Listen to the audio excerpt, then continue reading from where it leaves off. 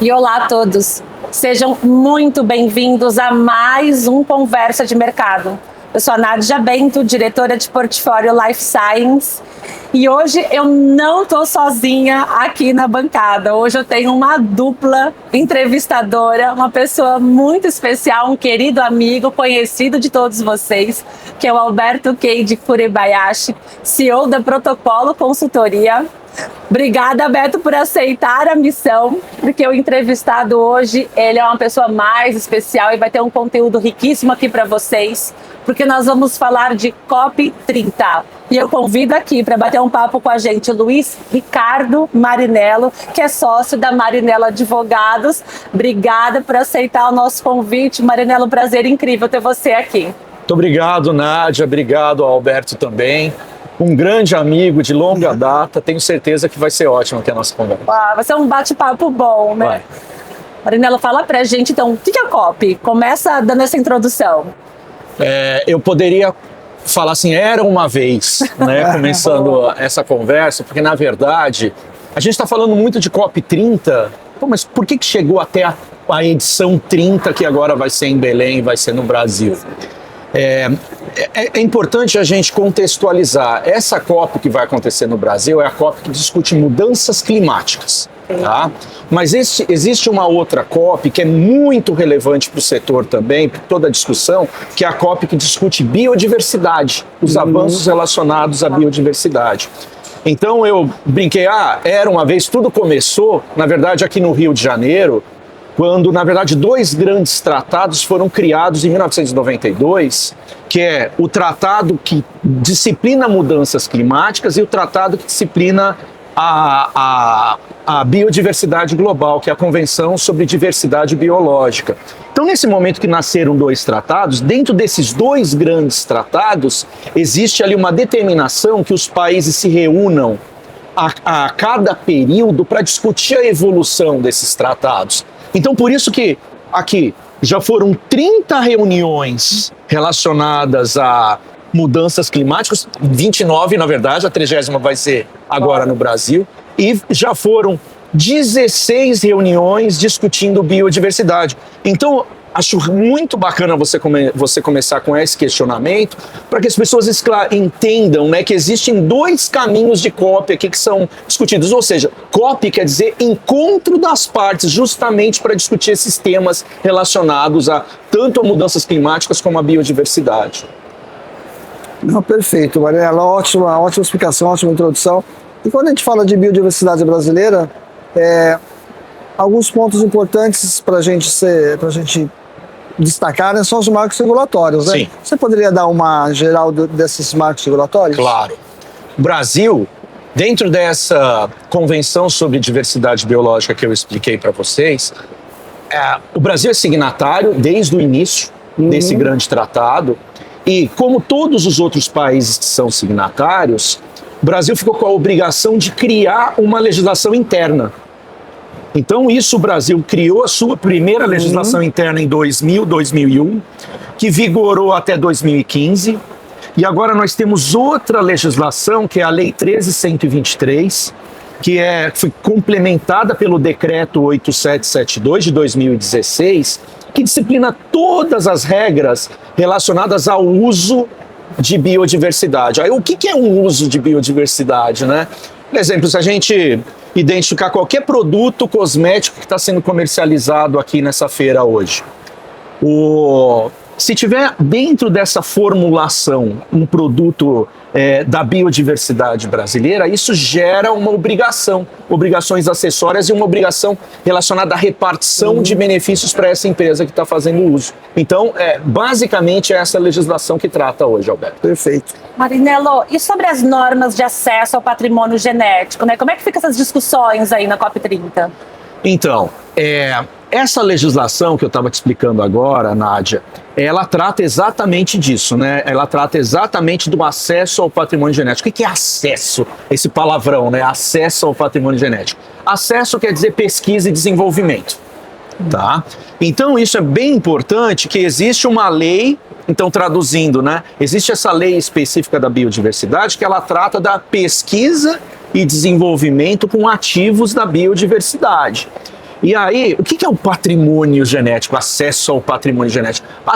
Patrimônio genético, por essa legislação, são espécies vegetais, animais, microbianas. Então, qualquer formulação que detenha esse tipo de espécie, ele está considerado. E aí, dentro dessa sua pergunta, poxa, qual que seria a relação dessas discussões de biodiversidade, como eu coloquei aqui, com a COP30, com mudanças climáticas?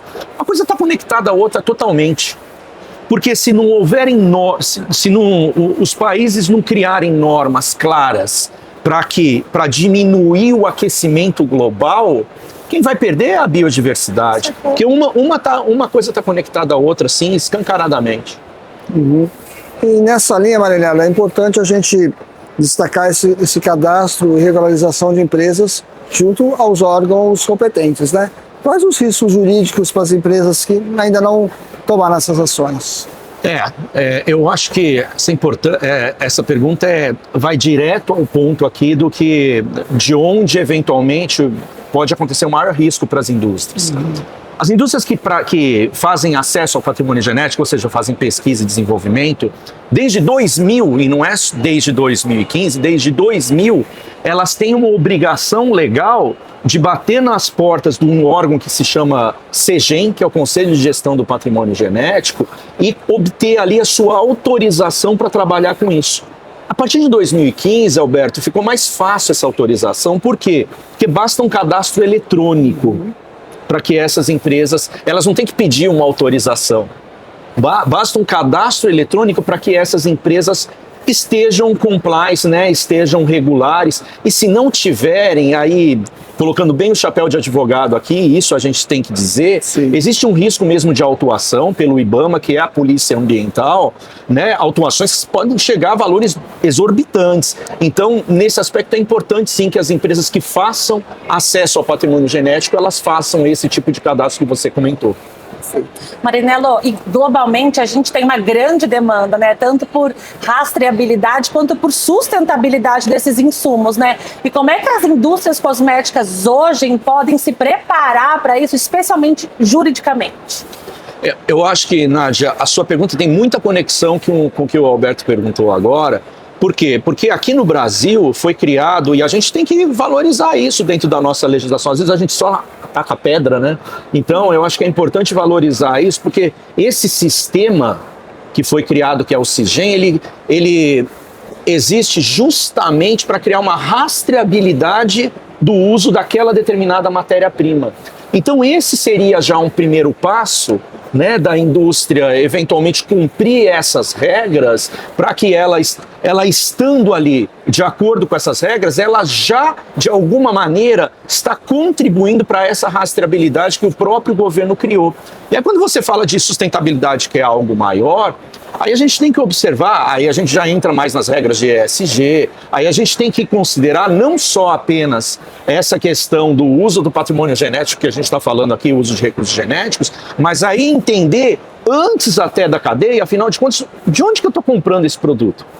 Será que esse fornecedor ele tem respeito em relação a combater trabalho escravo, combater utilização de pessoas em condições análogas à escravidão? Então tem uma série de coisas que a indústria pode e deve fazer no sentido de observar como que está a questão ao seu redor, né, de toda a sustentabilidade, porque aí sim ela não vai estar contribuindo só para uma questão social ou impacto ambiental, mas ela está contribuindo para a sociedade de uma forma mais ampla, inclusive para ela mesma, né? Porque hoje as indústrias elas são avaliadas de acordo com as ações que elas têm. Sim. Muitas vezes algumas empresas interpretam como um ponto negativo, né? Mais uma lei para eu seguir. Mas quando você pensa assim, nesse compliance ambiental e de biodiversidade, isso pode ser um diferencial para as empresas, né? Inclusive para exportação, não? É exatamente isso. Não é raro a gente ver algumas...